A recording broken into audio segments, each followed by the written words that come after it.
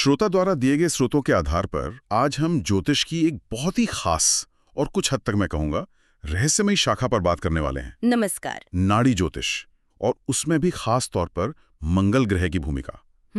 जब हम ज्योतिष में मंगल का नाम सुनते हैं तो दिमाग में अक्सर गुस्सा, ऊर्जा या शायद जमीन जायदाद, बस यही बातें आती हैं। बिल्कुल। लेकिन हमें जो स्रोत मिले हैं वो बताते हैं कि नाड़ी ज्योतिष मंगल को एक बिल्कुल ही अलग नजरिए से देखता है। ये सिर्फ भावनाओं या संपत्ति तक सीमित नहीं है। जी नहीं, ये किसी की जिंदगी की बहुत ही असली रोजमर्रा की बातों से जुड़ा हुआ है। और आज हम यही समझने की कोशिश करेंगे कि आखिर ये कैसे हो सकता है कि एक ग्रह ये बता दे कि आपके कितने भाई बहन होंगे, या आपके घर के बगल में कोई मंदिर है या स्कूल। और यही इस विषय को सबसे दिलचस्प बनाता है। नाड़ी ज्योतिष की खूबी ही यही है कि ये ब्रह्मांड में घूमते ग्रहों को सीधे हमारी जमीनी हकीकत से जोड़ता है। मतलब ये सिर्फ सिद्धांतों की बात नहीं है। नहीं, ये ऐसे दावे करता है जिन्हें आप अपनी खिड़की से बाहर झांक कर एक तरह से परख सकते हैं। ये आसमान को जमीन पर लाने जैसा है। बिल्कुल, और इसी दावे को आज हम खंगालेंगे। तो चलिए सबसे बुनियादी सवाल से शुरू करते हैं। नाड़ी ज्योतिष के हिसाब से मंगल आखिर है क्या? स्रोत कहते हैं कि मंगल का मतलब सिर्फ भूमि या प्रॉपर्टी नहीं है। सही है, भूमि और घर तो इसका एक मुख्य पहलू है ही, जिसे ज्योतिष की भाषा में कारक होना कहते हैं। लेकिन इसका दायरा इससे कहीं ज्यादा बड़ा है। मंगल सीधे तौर पर आपके भाई बहनों, खासकर भाइयों का प्रतिनिधित्व करता है। अच्छा जी, आपकी कुंडली में मंगल की स्थिति आपके भाइयों के साथ आपके रिश्ते और उनकी स्थिति के बारे में बहुत कुछ बता सकती है। एक मिनट, यहाँ मुझे एक बात थोड़ी अजीब लगी। जमीन और भाई, मतलब इन दोनों में क्या समानता है? ज्योतिष इन दोनों को एक ही ग्रह से कैसे जोड़ता है? हाँ, ये बहुत अच्छा सवाल है। देखिए, इसके पीछे एक गहरा तर्क है। पारंपरिक रूप से भूमि या संपत्ति पर अधिकार को लेकर सबसे ज्यादा संघर्ष या सहयोग किसके बीच होता था? भाइयों के बीच। बिल्कुल। मंगल ग्रह है ऊर्जा, अधिकार और कभी-कभी संघर्ष का प्रतीक है। इसलिए वो सभी क्षेत्र जहां इन चीजों की भूमिका होती है, जैसे संपत्ति का बंटवारा या भाइयों का साथ, वो मंगल के अधिकार क्षेत्र में आ जाते हैं। अच्छा, ये कनेक्शन तो समझ में आया, लेकिन इन दस्तावेजों में एक और चौंकाने वाला दावा है, तकनीकी कौशल। हाँ, हाथ का हुनर। इसमें लिखा है कि एक सर्जन की प्रिसिशन, एक मैकेनिक का काम या एक कलाकार की कारीगरी, ये सब मंगल से आते हैं। ये तीनों तो बहुत अलग अलग पेशे हैं। हाँ, लेकिन इन तीनों में एक चीज समान है। क्या? औजारों का इस्तेमाल और हाथ की ऊर्जा का सटीक प्रयोग। मंगल धातु, औजारों और उस ऊर्जा का प्रतिनिधित्व करता है जो किसी चीज को काटने, जोड़ने या आकार देने में लगती है। ओहो। सर्जन का स्कैल्पल, मैकेनिक का पाना और मूर्तिकार की छेनी, ये सब मंगल की ऊर्जा के ही अलग अलग रूप है। यह ग्रह की बहुआयामी प्रकृति को दिखाता है। वाह, ये तो सोचने का एक बिल्कुल नया तरीका है। और स्रोतों में महिलाओं की कुंडली के लिए भी एक खास बात लिखी है कि मंगल पति का कारक होता है। जी, पारंपरिक ज्योतिष में भी ये माना जाता है। मंगल ऊर्जा, सुरक्षा और जुनून का प्रतीक है, जो एक जीवन साथी में देखे जाने वाले गुण हैं। और स्वभाव की बात तो है ही, साहस और जरूरत पड़ने पर लड़ने की क्षमता, ये मंगल के सबसे जाने पहचाने गुण हैं।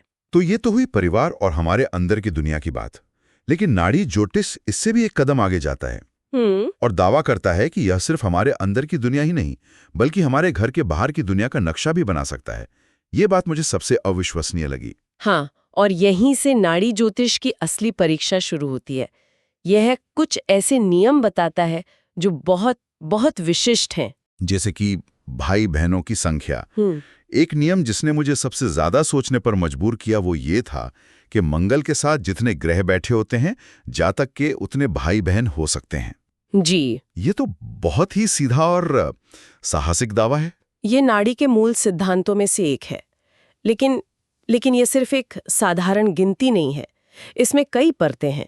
जैसे अगर मंगल के साथ राहु भी मौजूद हो, हाँ, जिसे ज्योतिष में एक कर्म प्रधान छाया ग्रह माना जाता है, तो एक बहुत ही गंभीर बात कही गई है। हाँ, मैंने पढ़ा, लिखा है कि गणना में शामिल होने के बावजूद एक भाई या बहन जीवित नहीं रहता।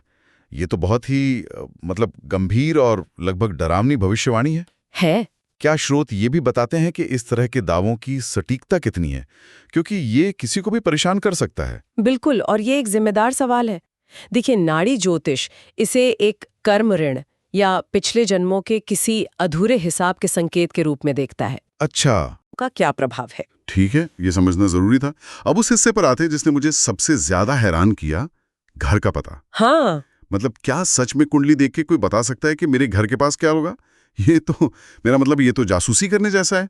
इसके पीछे का सिस्टम काम कैसे करता है? ये नाड़ी ज्योतिष का सबसे अनूठा पहलू है और इसका तर्क भी आप देखेंगे तो ग्रहों के मूल स्वभाव और उनके प्रतीकों पर ही आधारित है। कैसे?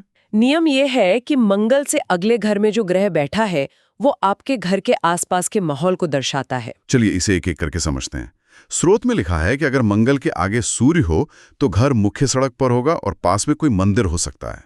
सूर्य और मंदिर का क्या संबंध है? सूर्य को ग्रहों का राजा माना जाता है। ये अधिकार, सरकार, सार्वजनिक स्थान और दिव्यता का प्रतीक है। इसलिए मुख्य सड़क जो एक पब्लिक रोड है या मंदिर जो दिव्यता का स्थान है वो उसके स्वभाव से मेल खाता है। और बृहस्पति के लिए स्कूल या कोई शिक्षण संस्थान बताया गया है। हाँ, क्योंकि बृहस्पति गुरु है, ज्ञान, शिक्षा और सिखाने का कारक। तो जातक की भूमि यानी मंगल पर ज्ञान यानी बृहस्पति का प्रभाव दिखता है। तो घर के पास स्कूल या कॉलेज होना स्वाभाविक है। बिल्कुल। ये तर्क तो समझ आ रहा है। शुक्र के लिए लिखा है एटीएम, मेडिकल स्टोर या फलों की दुकान। ये तीनों तो बहुत अलग चीजें हैं। लेकिन तीनों शुक्र के अधिकार क्षेत्र में आती हैं। शुक्र धन, विलासिता और जीवन देने वाली चीजों का कारक है। अच्छा। एटीएम सीधे सीधे धन से जुड़ा है, मेडिकल स्टोर संजीवनी यानी दवा से जुड़ा है और शुक्र को संजीवनी विद्या का ज्ञाता माना जाता है। और ताजे रसीले फल भी शुक्र के भोग और विलासिता वाले स्वभाव को दर्शाते हैं। कमाल है। और चंद्रमा के लिए पानी का स्रोत या कैफेटेरिया? चंद्रमा का सीधा संबंध पानी और तरल पदार्थों से है, तो घर के पास तालाब, नदी या झील हो सकती है। आज के समय में कोई वाटर टैंक या स्विमिंग पूल? हाँ, बिल्कुल। और कैफेटेरिया इसलिए क्योंकि वहां भी तरल पेय पदार्थ परोसे जाते हैं और यह एक सामाजिक जगह है जो चंद्रमा के मन और भावनाओं से जुड़ती है। अब आते हैं मुश्किल ग्रहों पर। राहु के लिए जो लिखा है वो बहुत ही ज्यादा विशिष्ट है। घर के पास कोई पुरानी टूटी फूटी इमारत जिसकी दक्षिण दीवार में दरार हो, कोई इतनी सटीक भविष्यवाणी कैसे कर सकता है? क्या इसे अक्षरशः लेना चाहिए? ये एक बहुत अच्छा सवाल है। राहु ज्योतिष में भ्रम, पुरानी चीजें और अपारंपरिक संरचनाओं का प्रतीक है। दक्षिण दीवार में दरार एक बहुत ही विशिष्ट भौतिक पहचान है जिसे नाड़ी ज्योतिषी अपनी भविष्यवाणी को परखने के लिए इस्तेमाल करते हैं। तो ये शाब्दिक और प्रतीकात्मक दोनों हो सकता है? जी, इसका गहरा मतलब यह है कि आपके घर के पास कोई ऐसी ऊर्जा है जो खंडित या पुरानी है। और केतु के लिए घर एक बंद गली में होगा। डेड एंड लेन। केतु का स्वभाव है अंत, वैराग्य और रुकावट। एक बंद गली रास्ते के अंत को दर्शाती है। ये केतु के स्वभाव का एक सटीक भौतिक प्रतिबिंब भी है। यही नाड़ी ज्योतिष की शक्ति है। अभी तक हमने मंगल के प्रभाव की बात की, जैसे वो अकेला हो, लेकिन ज्योतिष में असली कहानी तो तब शुरू होती है जब ग्रह एक दूसरे से मिलते हैं। जी, जैसे दो लोग मिलते हैं। कुछ दोस्त बन जाते हैं, कुछ दुश्मन।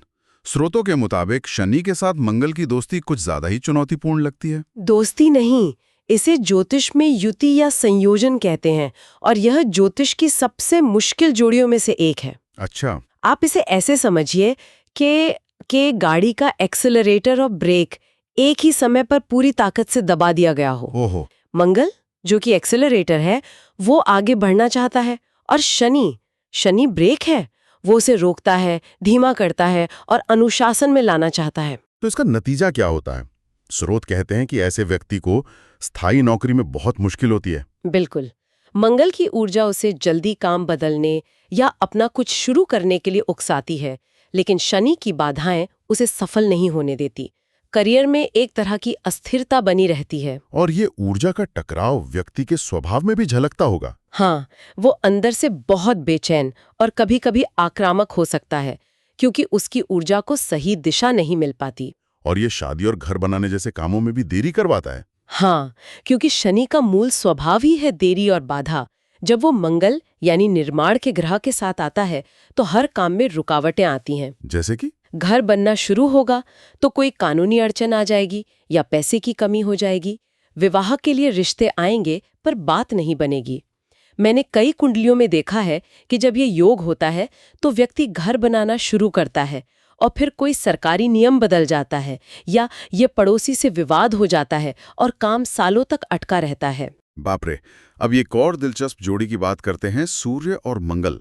स्रोत कहता है कि अगर सूर्य मंगल के पीछे चल रहा हो तो पिता को सरकारी नौकरी और जमीन से फायदा हो सकता है।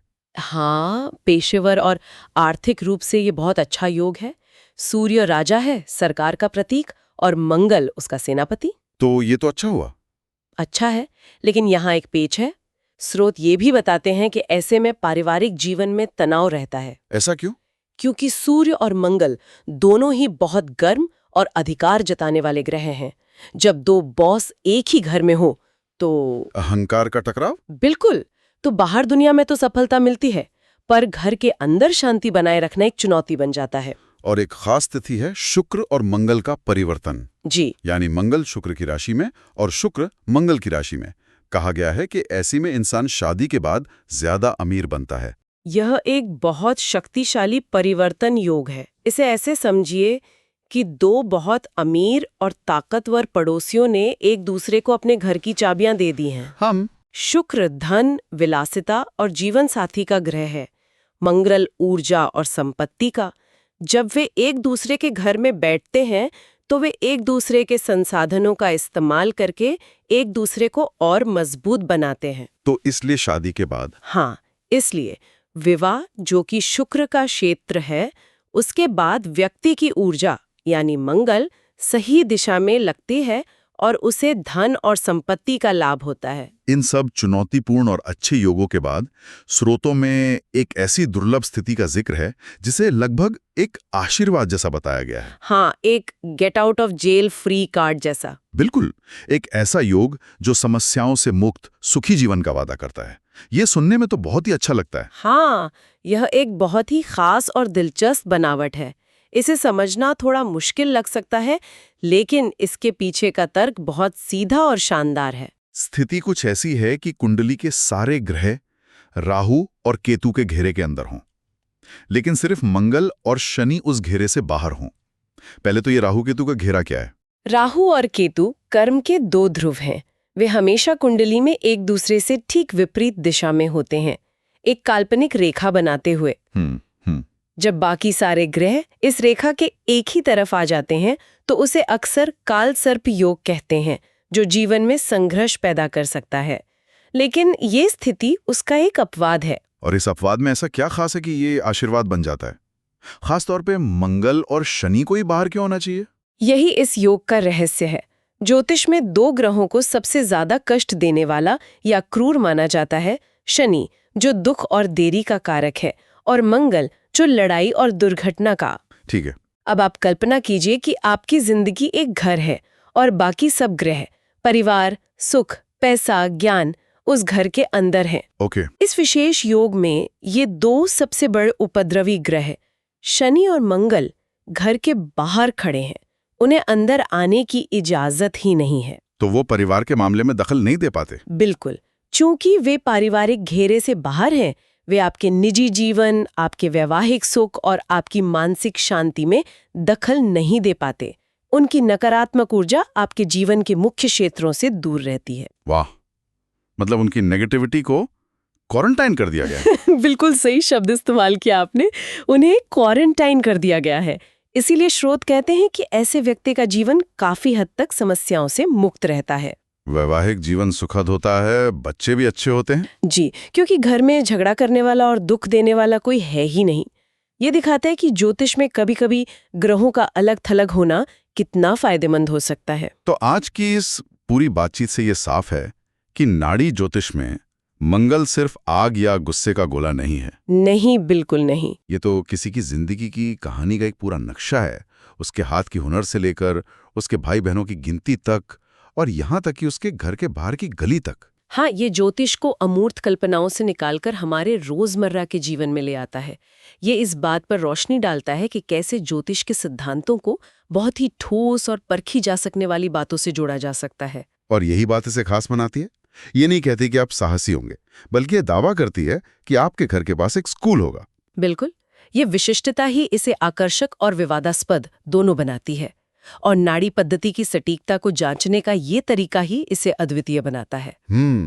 ये हमें इस बारे में सोचने पर मजबूर करता है कि कैसे हजारों लाखों मील दूर ग्रहों के पैटर्न हमारे अपने मोहल्ले, हमारी गली में दिखाई दे सकते हैं। इस पूरी चर्चा से मेरे मन में एक आखिरी सवाल उठ रहा है। जी, अगर ग्रहों की स्थिति हमारे भौतिक परिवेश को इस हद तक प्रभावित कर सकती है कि वो हमारे घर के बगल में क्या होगा ये तय कर सकती है, तो क्या इसका उल्टा भी सच हो सकता है? मतलब क्या हमारे द्वारा अपने परिवेश में किए गए सचेत बदलाव, जैसे कि घर बदलना या अपने आसपास के माहौल को बेहतर बनाना, हमारी ज्योतिषीय नियति को किसी तरह से प्रभावित कर सकते हैं?